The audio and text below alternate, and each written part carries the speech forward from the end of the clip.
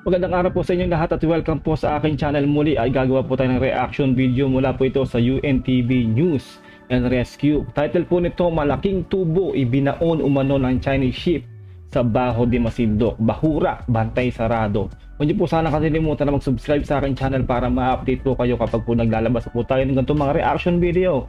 Wala na po tayong kalapang gawin pang iba pa. Sisimulan ko na po to. Let's do this. Ngayon daw po, tinaboy na sila, hindi na sila pinapayagan doon kasi nagkaroon na ng activity sa loob.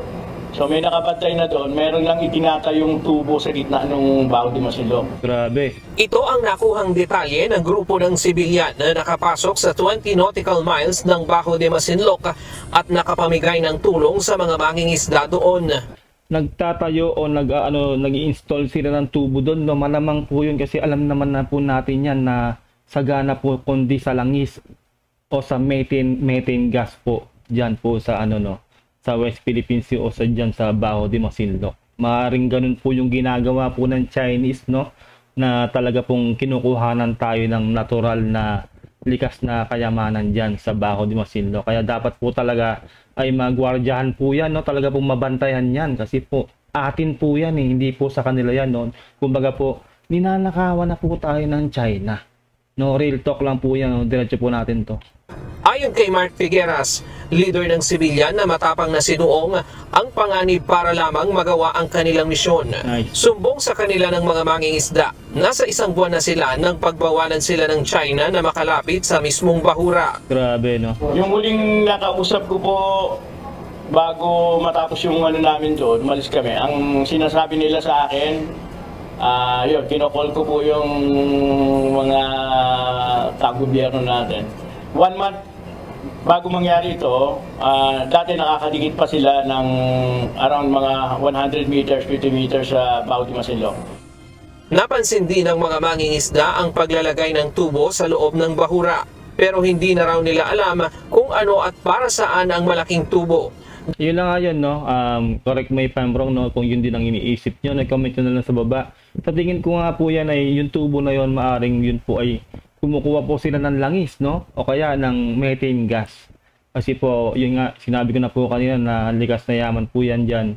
At talaga pong kaya G na G po talaga ang ang China na sakupin po yung mga teritoryong yan. Kasi nga po, alam po nila yan na meron pong likas na yaman dyan ng langis at ng methane gas. Kaya po ganun po talaga, no? Ganun sila mambuli. Gusto po nila makuha yan. Sakin po sila lahat po gusto nila angkinin yung China dyan. Dahil pinagbawalan na silang mangisda malapit doon. Grabe. Pinalibutan na rin daw ang paligid ng Bahura ng mga Chinese Coast Guard vessel. 4 ang nagbabantay sa bukana at 5 PLA Navy ang nasa loob. Hinihingan din ng mga huling isda ng mga Chinese ang mga Pilipinong mangingisda roon. Grabe naman, no? Ang kapal naman ng mukha ng mga yan, no? Ang kakapal ng mukha ng mga Chinese na to, no? Nangaharas na nga, di ba? Nangihingi pa ng huling isda. Yan na nga lang yung kabuhayan ng ating mga mangingisda, no? Ang kakapal talaga ng mukha ng mga hindot na to, no?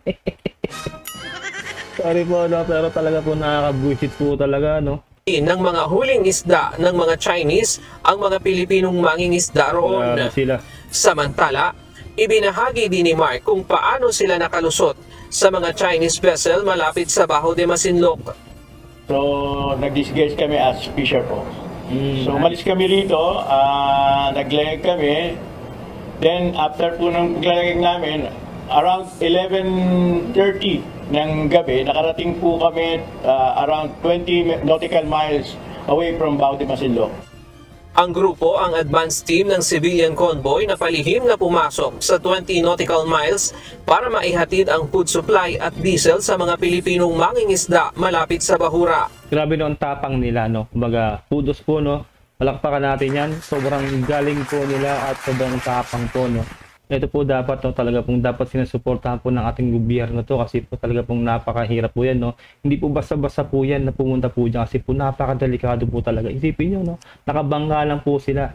At syempre po ang mga humaharang o mga humahabol sa kanila dyan, malamang syempre mga barko po ng China, no. Talaga pong kudos po dito, no, mga bagong bayani po itong mga to. Talagang isipin nyo na mangingisda, di ba? Kailangan po tulungan po natin yan kasi po talagang yun lang po ang kanilang pinagkakabuhayan dyan. Kailangan po talagang protektahan din natin ating teritoryo dyan. Sana po talaga backupan po talaga to ng ating gobyerno. Anya, umabot sila hanggang 20 nautical miles mula sa Bahura. Para hindi pag-initan ng mga barko ng China, nagpanggap sila bilang mangingisda. Sa isang payaw, tumambay ang grupo hanggang umaga. Dito, unti-unti nang nagsidatingan ang mga mangingisda sa lugar. Pero sinundan na rin sila ng Chinese Navy.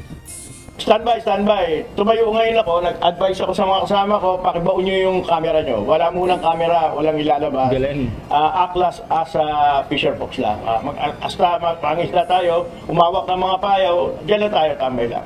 Ang galing ng taba ng utak ni Manong. Ang galing nun. Grabe. Talagang diskarte lang po talaga rin ang kailangan, no, at lakas ng loob, di ba? Para talagang mapagtagumpayan nila yung mission nila dyan. Isipin nyo yun, no? Kailangan pa nilang itago yung camera nila para hindi lang sila puntiryahin talaga nung mga Chinese vessel. Pagkatapos ng isang oras, lalo pang dumami ang mga mangingisda, kaya wala na silang magawa kundi ipamahagi ang mga tulong. Dito, lakas loob na rin nilang inilagay ang tarpaulin bilang bahagi ng civilian convoy. Galing. Dito umpisa na silang sinundan ng mga barko ng China. 2 maritime militia ang nakahalata na sa kanila, kaya bahagya silang lumayo sa lugar. Subalit pinuntahan na sila ng helicopter ng China. Nung malayo pa lang yung Navy, kinakabahan ako. Pero nung lumalapit, parang hindi na ako kinabahan. Parang mas natuwa pa ako dahil andito na sila. Sabi ko, parang laban na to. Parang laban to. Nawala po yung ko. Sa totoo lang, ganun pala yung nararamdaman. Totoo yung sinasabi nung nagpahabol na fisher fox na nakabangka. Sabi niya, mas maasar sila, mas mabuti. Ganun. Yun kasi yung yung pusong lumalaban, no. Unang-una po, no. Kasi po kaya po ganun, no, lalo sa mga ating mga mangingisda, no. Kasi po yun lang po talaga yung pinagkukuhanan nila ng kabuhayan nila. Talaga po ilalaban po nila yan. Kaya po yung puso po nila na ipaglaban yung karapatan po nila ng mangisda po dyan talaga. Yun yung maiigting, no, umiigting po yun. Talaga pong yung sinasabi po. Totoo po yun yung pagka mo sa bansa mo rin. 'Di ba? Yung pagka-patriotic mo sa bansa mo, kumbaga yun yung mag-aalab talaga, no. Ayun po yung naramdaman po dito ni Manong. Din pala talaga. Sa kabuuan, umabot sa 6,000 litro ng diesel, 870 relief packs ang naipamigay ng civilian convoy sa mga mangingisda. Pangunahing nabigyan ng tulong ang mga mangingisda mula sa bayan ng Masinloc.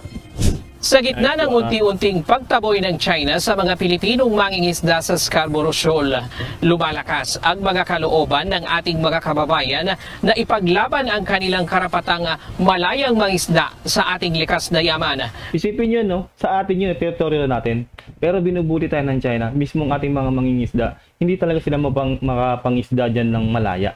Diba? Isipin niyo yun, no? Kumbaga, dapat tayo ngayon ang tataboy talaga sa China, no? Pero sobrang ganid at sobrang bully talaga ng China. Kaya ganun yung ginagawa nila sa atin. Kasi alam po talaga nila na may likas na yaman po talaga dyan. Yun nga po, di ba, nag-i-install na nga sila doon ng tubo. Alam na naman na natin kung ano yung balak nila doon, di ba? Kung bakit sila nagtatayo ng ganun o i-install ng tubo doon, di ba? Kasi alam na natin yan, likas na yaman natin, yung langis dyan at ng methane gas. Yun po yun, kumbaga nagre-research na rin po siguro talaga sila doon, no? Kaya talagang kailangan po maprotektahan po yan kasi kawawa po ang ating mga mangingisda. Kasi yun lang po talaga ang kanilang pinagkakabuhayan. Saka po, ano na yun, kumbaga dekada-dekada na po yan po talaga. Diyan na po sila namulat, no? Yan na po talaga ang kanilang kinamulatan na maging kabuhayan. Kaya kailangan po ipaglaban po yan kasi po atin po yan. Isipin nyo sa Subic Zambales yan, atin yan. Baho di Masinloc. Masinloc nga ay Zambales yan, di ba? Kaya kailangan po ilaban po natin yan. Sobrang kudos po dito, no? Kila Manong na talaga pong ipinaglaban po nila yan, no? Talaga pong nagtinago nila yung mga camera nila para lang makapagbigay sila ng ayuda dun sa mga sa mga mangingisda. Nabigyan nila ng tulong, di ba? Nabigyan nila ng mga krudo, pagkain at kung ano-ano pa. Ang galing po, no? Kudos po talaga. Napakahusay po nila. Kapag mayroong nakikitang ganitong puwersa na nais silang suportahan. So, yung aming pakiramdam ngayon, halos ibus namin yung aming buhay sa pakikipagsapalaran sa pangingisda sa Baho di Masinloc ay ngayon ay lalong mas tumibay at tumigting yung aming pakikibaka sa lugar na yan sapagkat wala kaming ibang bangko ng aming kabuhayan kundi ang tanging bangko lamang namin ay ang karagatang West Philippine Sea. Nagpapasalamat ang mga mangingisda sa mga ganitong suporta ng ating mga kababayan. Umaasa rin sila na marami pang Pilipino ang mamumulat at susuporta sa kanila pagdating sa usapin sa West Philippine Sea. Ryan Lacanlali. Ayun, no, dapat po talaga, no, paigtingin po dyan, lalo po dyan sa banda po sa Zambales, no, sana po talagang suportahan po ng gobyerno yan, no, kasi po itingnan nyo yung ginawa po nila, sobra pong kabayanihan po yan, no, at pagtulong po sa ating mga mangingisda, kasi po alam naman po talaga natin na hirap po sila sa sarili pong teritoryo po natin, sa sarili pong ano po natin yan sa Bao de Masinloc, ay hindi sila makapangisda ng malaya. Kaya sobrang kudos po, sana po talaga ito po dapat ang mga sinusuportahan. Sobrang saludo po dito po sa kanilang lahat, no, sa mga involved po dito sa nagpunta po dyan sa Bao de Masinloc para po matulungan ang ating mga mangingisda. Ayun lang po, no. Sana po nagustuhan yung ating reaction video. Mag-comment lang po kayo sa baba kung ano po nararamdaman nyo dito po sa topic na to na ating pong ginawa ng reaction video. Ingat po kayong lahat. Maraming po salamat. God bless and peace out. Bye.